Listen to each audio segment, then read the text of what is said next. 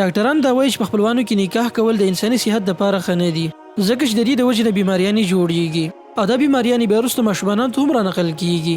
حالانکه بل طرف ته که وګوري نو دیني لحاظ سره په داسې نکاح کولو کې هیڅ حرج نشته او الله سبحانه وتعالی په قرآن کریم کې د دې کار اجازت ورکړی دی.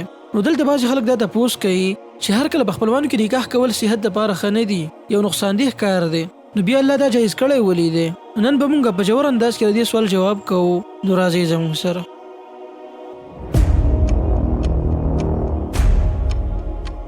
اول خو بری خبره ځان پوهه کوي چې دا بیماری څنګه را منتقل کیږي ماشوم د مور او پلار نه.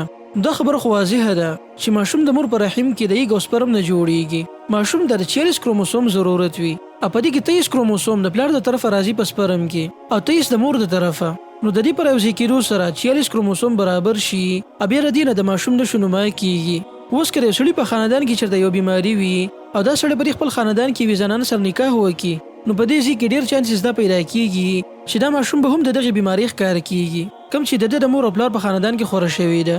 خو دا لازمي نه ده چې دغه خانداني بیماری به خامخا د ماشوم ته هم را منتقل کیږي. په دې خبره به زه تاسو ته یو مثال درکم دې لپاره چې دا مسله ښه واضحه شي.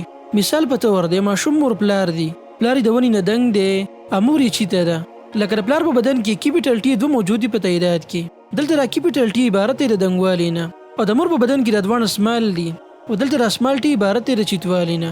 اوس چې کله هم ماشوم پیدا کیږي نو دغه په بدن کې ډي ان اے موجود وي، او په دې ډي ان اے کې دنده د ماشوم هغه ټول تفصیلات پراته وي چې لکه دی به څومره دنګ وي، د ویښتو رنګ به څه وي، سترګې، پوزه، د دې هر څه تفصیلات په دې کې موجود وي.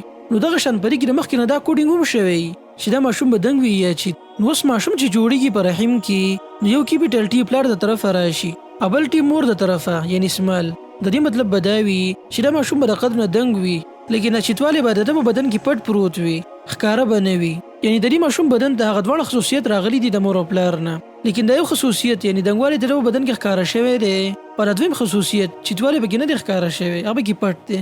مطلب دا دی چې د دویم خصوصیت ضرور په وخت کې راښکاره کېدی شي د په اولادو کې. یعنی دی اگر چې دنګ دی لیکن د بچو کې چیت قد والا ماشوم پیدا کېدی شي. نو دا مثال تاسو بیا په نورو بیماریانو کې هم فټ کولای شئ. که یو خاندان کې چېرته یو بیماری خوره وي او یو سړی بیا په دغه خاندان کې نکاح وکړي، نو دلته چانسز ډېر سیوا کیږي چې دې ماشوم ته به هم دغه بیماری را منتقل کیږي. لکه تاسو د دې په مثال کې شوګر مرض ته وګورئ، دا څومره سیوا شوی دی او د دې وجه هم دا ده. نو ملګرو اگر چې را تېره شوې خبره لږه پیچیده ده، لیکن امید دی چې تاسو به څه نه څه پوه شوي یئ. خلاصه دا ده که ستا په خاندان کې چېرته یو بیماری ډېره خوره شوې وي، نو بیا ستا لپاره مناسب دا دي چې ته دې په پردو کې نکاح وکړي، یعنې خپلوانو کې نکاح کول پرېږدي، او که مسلسل بیا دغه خاندان والا په پردو کې رشتې وکړي نو هغې سره دا بیماری بالکل ختمېدی شي. اوس راځو هغه اعتراض ته چې هر کله په خپلوانو کې نکاح کول نقصاني کار دی، نو دا بیا الله سبحانه وتعالی جایز کړی ولې دی؟ د دین الله منع ولې نه کوله؟ نو دا خبره صحیح ده او رسول الله صلی الله علیه وسلم د عمل نه هم دا ثابته ده. رسول الله صلی الله علیه وسلم د خپلې لور حضرت فاطمه رضی الله عنها نکاح د علي رضی الله عنه سره کړی، یعنې تره د زوی سره. بل د الله رسول په خپل هم په خپل خاندان کې نکاح کړی دی، او په قرآن کې هم الله سبحانه وتعالی دا کار جایز کړی دی. اوس راځو د دې خلکو د اعتراض ته چې داسې نکاح الله ولې جایز کړی ده. د دې خو یو څو جواب دي. اولنۍ خبره خو دا ده چې د شریعت موضوع د اخلاقیات او هر هغه کار کوم چې د اخلاقیاتو خلاف وي هغه شریعت چېرته هم نه دی جایز کړی. هر چې طب دی نو دا د ډاکټرانو کار دی او هغوی داسې کولی شي. دویمه خبره دا ده چې په شریعت کې خو الله سبحانه وتعالی دا کار فرض کړی نه دی چې تاسو به خامخا په خپلوانو کې رشتې کوئ، بلکې الله اجازت ورکړی دی. ډېر کله ته به یو څیز جایز وي لیکن هغه به ستا د صحت دپاره ښه نه وي، نو ته هغه پرېښودی شي. اوس مثال په طور ستا د شوګر بیماري ده، نو تا له پکار دی چې ته د خوږو نه ځان وساتي. اوس یو سړی داسې نشي ویلی چې هر کله خواږه ماله ښه نه دي، نو په شریعت کې د الله جایز کړي ولې دي. بله خبره دا ده چې یو شیز استعمال به په شریعت کې حرام وي، لیکن د ضرورت په ټیم کې د هغې استعمال جایز دی. اگر د سختې ولږې په ټیم کې د خنزیر غوښه خوړل شو، مردار خوړل شو، دا جایز دي، ته دا خوړلی شي دې لپاره چې ته د مرګ نه بچ شي. نو دغه شان په خپلوانو کې نکاح کول شرعي طور باندې جایز دي، لیکن که ته د دې نه یریږي چې بیماري به خوره شي نو تا ته بالکل اجازت دی، ته په پردو کې رشته کولی شي. نو ملګرو امید دی چې تاسو به زما په دې خبره پوه شوي یئ.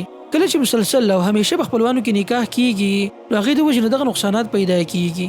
نور په خپلوانو کې د نکاح کولو ډېرې فایدې هم شته، لکه صلې رحمي ورسره قایمه پاتې کیږي، بل خپلوان دی بل په طبیعت او رواج باندې ښه پوهېږي، هغې د وجې نه بیا په رشتو کې مسایل نه پیدا کیږي.